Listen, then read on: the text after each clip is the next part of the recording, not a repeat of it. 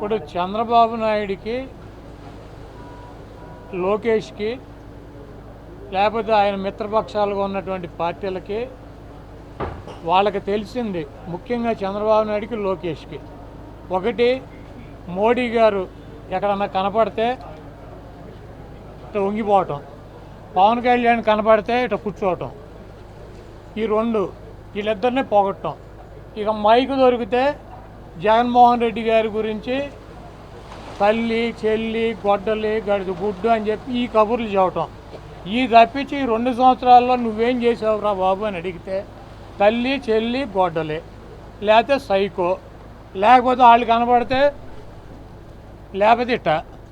ఈ డ్యాన్సులు, ఈ సొల్లు కబుర్లు తప్పించి 2 సంవత్సరాల్లో చంద్రబాబు నాయుడు గారు చేసింది ఏంటి? ఈ రాష్ట్ర ప్రజలకి సూపర్ 6 అన్నాడు, దాన్ని సూపర్ 0 చేశాడు. కొంతమంది వ్యక్తులు వాళ్ళకి ఏం చేసినా కానీ బుద్ధి రాదు. ఏ రకంగా అవమానించినా సిగ్గు లేకుండా మళ్ళీ వస్తూనే ఉంటారు.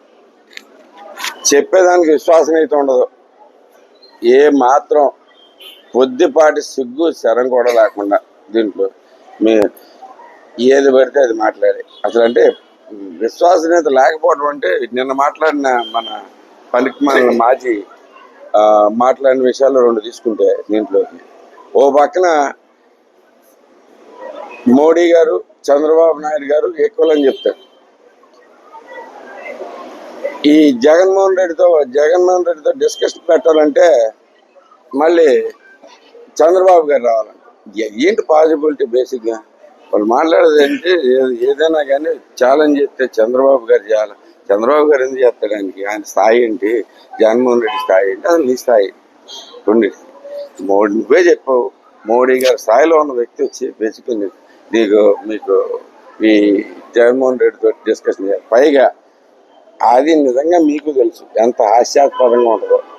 ఆయనకేమో అపారమైన నాలెడ్జ్ ఉంది, ఈయనకేమో ఐడియా కూడా లేదు ఏం చేశాడు, ఇప్పుడు దాకా ఏం జరిగింది అనేది కూడా. పేపర్ క్లిప్ లేకుండా చేయగలిగిందంటే, స్క్రిప్ట్ లేకుండా చేయగలిగిందంటే. పైగా మీరు ఎందుకు మాట్లాడతారు? బేసిక్ మీకు కాదేంటి? ముందు మీకు విశ్వాసం లేదన్నా నేనే 4 విషయాలు చెప్తాను. ఓకే, జగన్మోహన్ రెడ్డి మాట మీద నిలబడతాడు. ఏ రకంగా అమరావతి గురించి ఏం మాట్లాడారు, ఏం చేశారు నేనే చూసుకున్నాను. నువ్వేం చేసావు? ఓడిపోతే బూట్లు దుడుతాను, ఎప్పుడు దుడుతున్నావు చెప్పినట్టు. అది ఒక్కటే కావాలి, ఇంకెంత మించి అవసరం లేదు. నీలాంటి పనికిమాలిన వాళ్ళందరికీ గబుక్కుని అక్కడికి వెళ్ళగానే సడన్గా చుట్టూ 10 మంది చూడగానే మళ్ళీ రీల్స్ గుర్తొస్తాయి.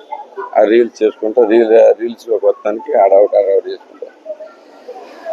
నువ్వు కూడా యాక్టివ్ అవటం మాకు కావాలి. కనీసం అదే గుడివాడలో సంగతి పట్టుకునేడితే నీకు బాధ తప్పేది కాదు. గుడివాడ ప్రజలు నేను ఎలక్షన్ ముందు నుంచి చెబుతున్నా, ఎలక్షన్ 2 ఏళ్ల ముందు నుంచే చెప్తున్నా.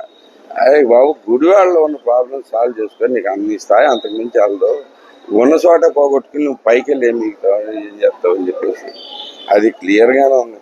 అది చూపించారు. 53,000 నెగిటివ్ చూపిస్తే ఇంకా మళ్ళీ వచ్చేసి ఇప్పుడేదో ఉందన్నట్టు మాట్లాడతాను.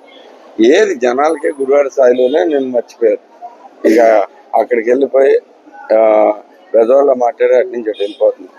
ఏమైనా దమ్ముంటే గుడివాడ వచ్చి మాట్లాడు. నీకేమైనా చేతనైతే గుడివాడ ప్రజలకి ఏమైనా సాయం చేసి చూపించు. ఈ ఒక్క సాయం చేశానని చెప్పి ఎవరికైనా చెప్పాను. దీంట్లో ఏదైనా కానీ మేము సిద్ధంగా ఉన్నాం. నీ స్థాయి ఎందుకు? ముఖ్యమంత్రి స్థాయిలో మీరు మాట్లాడాల్సిన అవసరం ఉంది. నీవు కనీసం ఇప్పుడు క్లియర్గా చెబుతున్నాడు, కనీసం ఒక కార్పొరేట్ కొరకు వెళ్ళదు.